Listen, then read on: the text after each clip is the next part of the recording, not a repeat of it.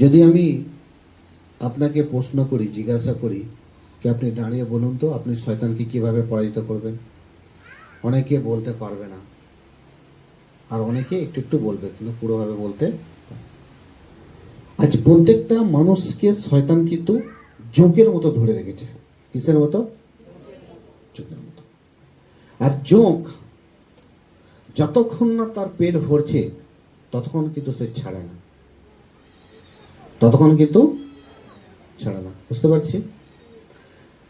তাকাও আমাদেরকে। তাই শয়তান প্রত্যেক পরিবারে, প্রত্যেকটা পুরুষ, ছেলে হোক, মেয়ে হোক, মা হোক, বাবা হোক, সবাইকে কিন্তু জোকের মতো সেই শয়তান কিন্তু ধরে রেখেছে। যার কারণে ঈশ্বরের বিভিন্ন রকমের ব্লেসিং থেকে, আশীর্বাদ থেকে আজ আমরা বঞ্চিত হয়ে পড়েছি। ঈশ্বরের হাত দিয়ে তৈরি করা এই মানুষ, মূল্যবান মানুষ, আজ অনেক সময় তারা নিজেকে মূল্যবানও ভেবে উঠতে পারছে না। তার কারণ হচ্ছে শয়তান তাদের ঘরে অ্যাটাক করে রেখেছে, অর্থাৎ ধরে রেখেছে। শয়তান কোনো মতেই চায় না আপনি যাতে হাসেন, শয়তান কোনো মতেই চায় না আপনি যাতে অনেক সুখে জীবনযাপন করেন, শয়তান কোনো মতেই চায় না আপনার পরিবার যাতে খুব সুন্দরভাবে চলে। শয়তান একটা পরিবারের মধ্যে যতজন সদস্য আছে প্রত্যেককে কিন্তু শয়তান একদম জোকের মতো ধরে রেখেছে। আর সেই জোকের মতো ধরে থাকা সেই শয়তানকে আমরা কিভাবে পরাজিত করব, কিভাবে তাকে আমরা তাড়িয়ে বার করব, তার জন্য আজকে আমরা সেই হাতিয়ারগুলোকে আবার আমরা আমাদের জীবনে নেব। হালেলুয়া। আমার প্রিয়, শয়তানকে পরাজিত করতে গেলে শক্তির প্রয়োজন হয়,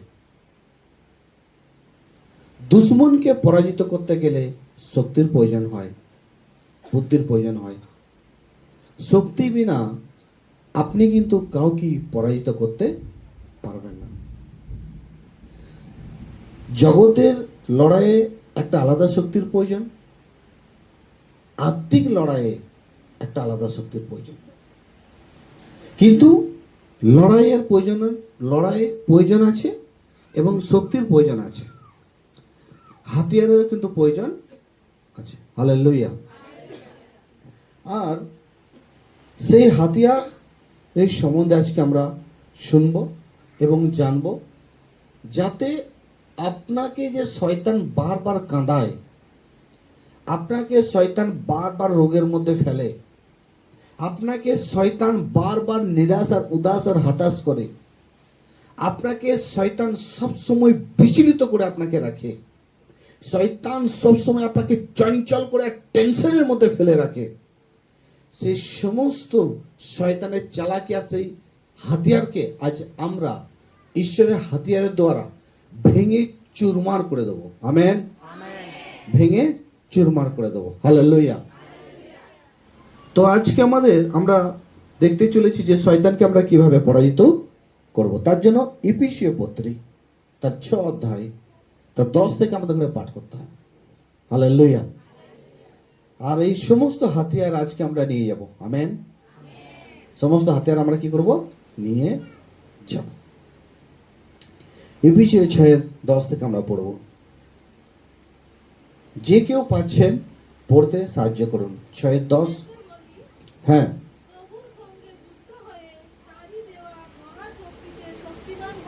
প্রথমে বলছে ঈশ্বর সঙ্গে যুক্ত হও, এটা হচ্ছে একটা হাতিয়ার। হালেলুয়া। আজকাল আমরা দেখেছি জগতের মধ্যে যখন মানুষ ঝগড়া করে বা মারামারি করে, তারা কি করে? তারা তাদের বন্ধু বান্ধবদের করে ডাকে, এসো আমার হয়ে কি করো, লড়াই করো, যাতে লড়াই আমি জিতি। হালেলুয়া। ঠিক সেভাবে আত্মিক জীবনেও আমরা যখন শয়তানের সঙ্গে, শয়তান নাম জানি আমরা কি? লুসিফার। বলো, লুসিফার। সেই লুসিফারকে আমরা যদি পরাজিত করতে চাই তাহলে ঈশ্বরের সঙ্গে আমাদের কি হতে হবে? এক হতে হবে। হালেলুয়া। ঈশ্বরের সঙ্গে এক হতে হবে। প্রথম হলো ঈশ্বরের সঙ্গে এক হওয়া। দ্বিতীয়, পড়ে যাও।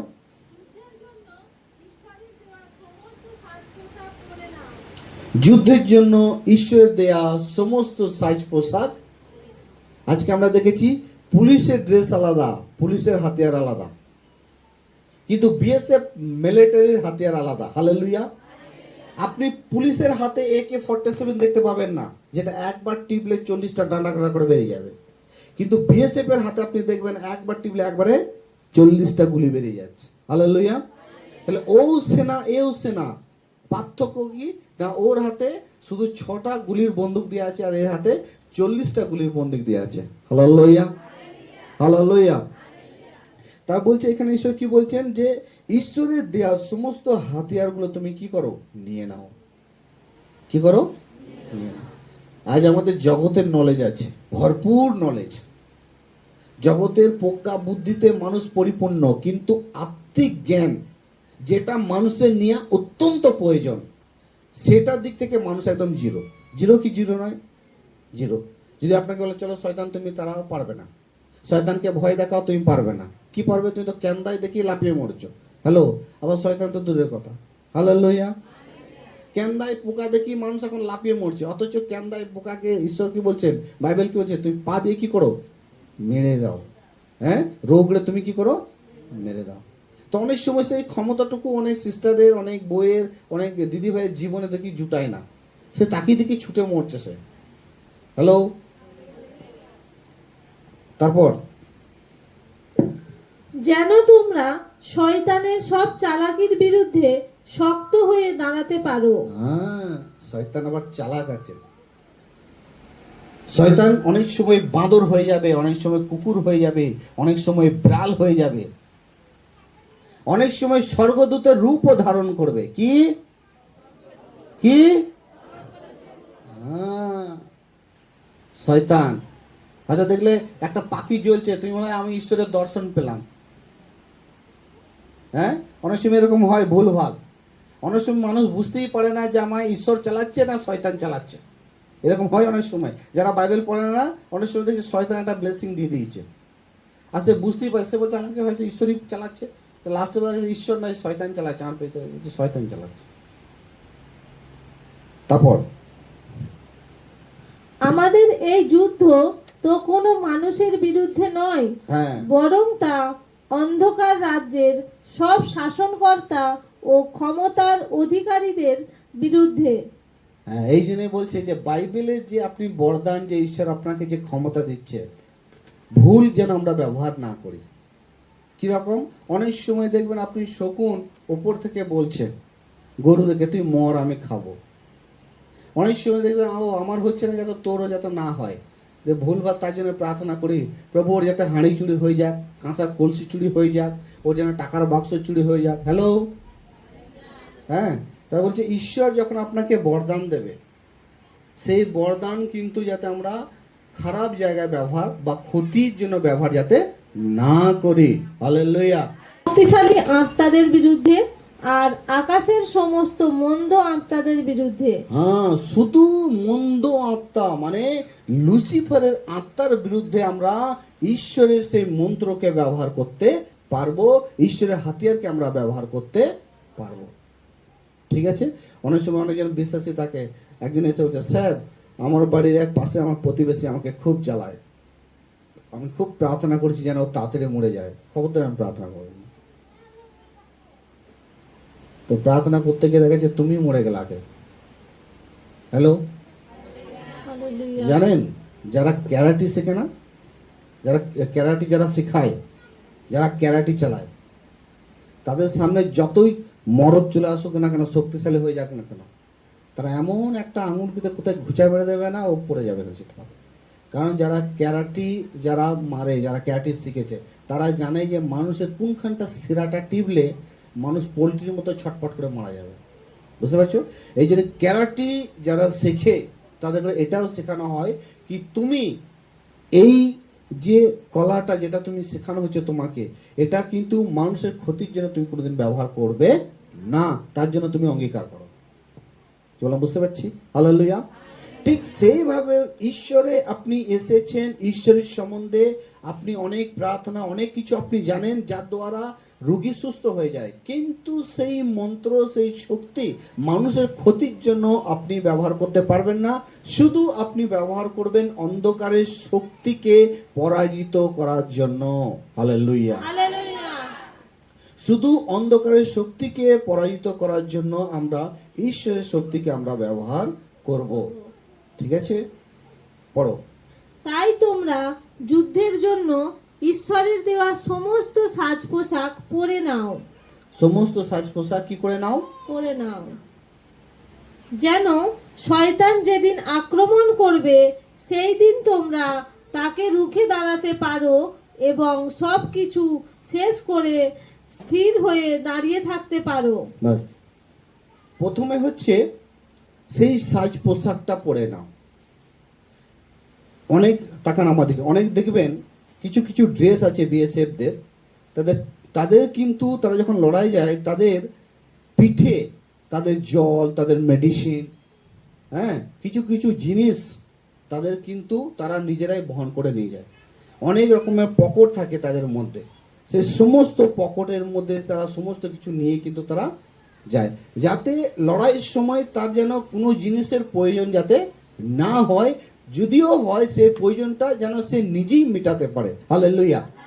ঠিক খ্রিস্টীয় জীবনে যে আমরা চলছি, জীবনে চলার পথে ওঠানামা আছে, হোঁচট আছে, উন্নতি আছে, পড়ে যাওয়া আছে, অনেক রকমের বিষয় আছে, অপমান আছে, মার আছে।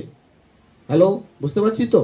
কিন্তু সঠিক সময়ে আপনি যাতে ঈশ্বরের যে হাতিয়ার, যেটা আপনি যে পোশাক পরে আছেন, সেটা দ্বারা যাতে আপনি নিজের সমস্যাকে সমাধান করতে পারেন। হালেলুয়া। আপনি যাতে নিজের সমস্যা আপনি নিজেই সমাধান করতে পারেন। এমনি নয় যে আপনাকে পিঁপড়ে কামড়ালো রাত 12টায়, আপনি রাত 12টায় তাড়াতাড়ি ফোন করছেন স্যারকে, হ্যালো স্যার আমায় পিঁপড়ে কামড়ে দিয়েছে। যেন সেই হাতিয়ারটা আপনার কাছে থাকে, সেই মলমটা আপনার কাছে থাকে, যে রাত 12টায় আপনি প্রার্থনা করেও সেই ছোট মোটো বিষয় থেকে আপনি যাতে সুস্থতা লাভ করতে পারেন বা দেখতে পারেন। বুঝতে পারছি? হালেলুয়া।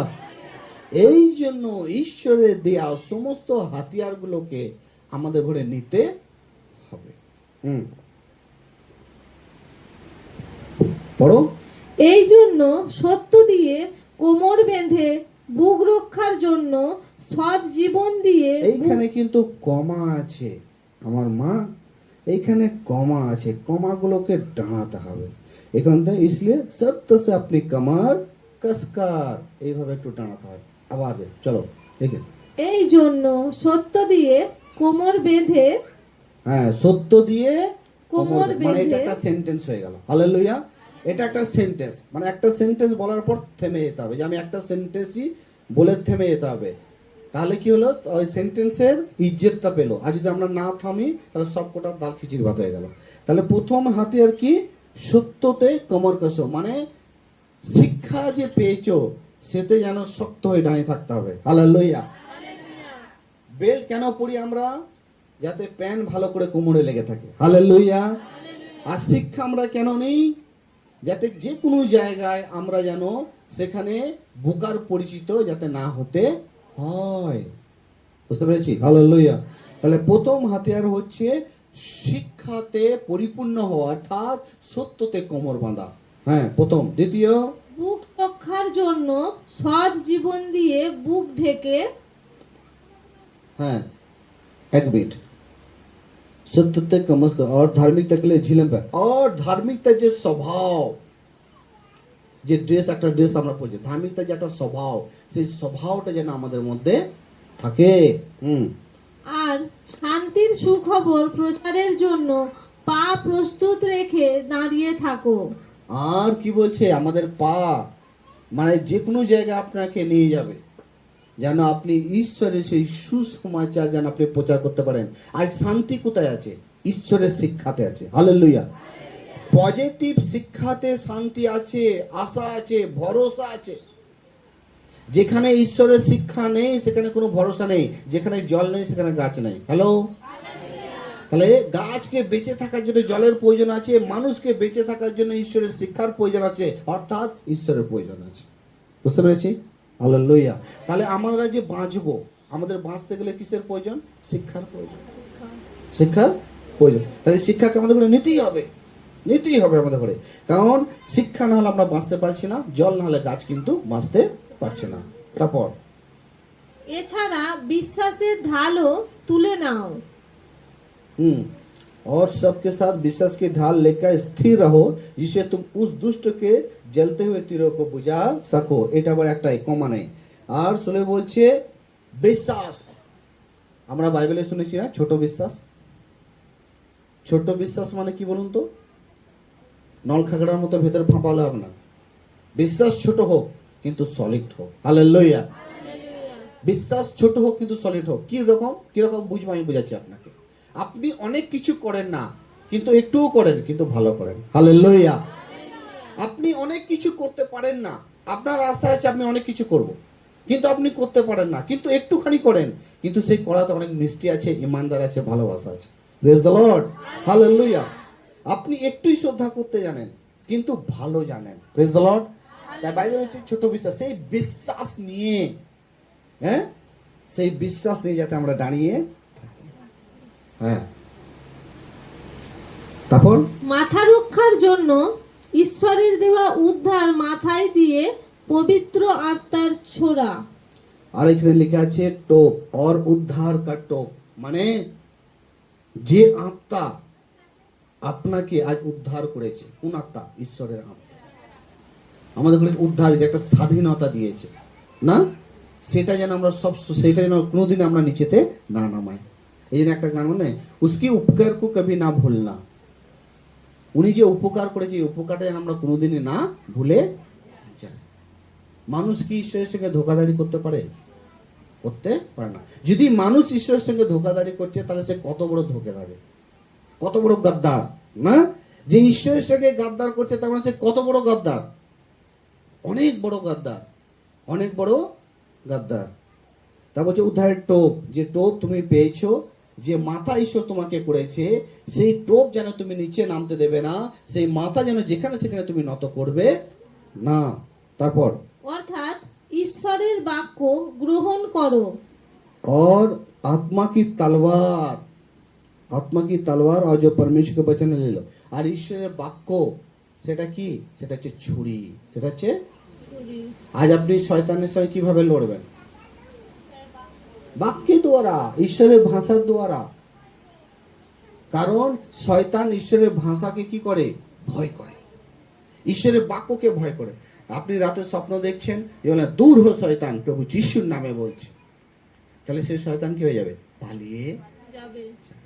বুঝতে পেরেছি? যদি অন্য ভাষায় যদি বলো, সাধারণ ভাষায় যদি বলো, পালা শয়তান, পালাবে। কিন্তু যখনই সেইখানে যিশু যোগ হবে, শয়তান কিন্তু পালাতে বাধ্য।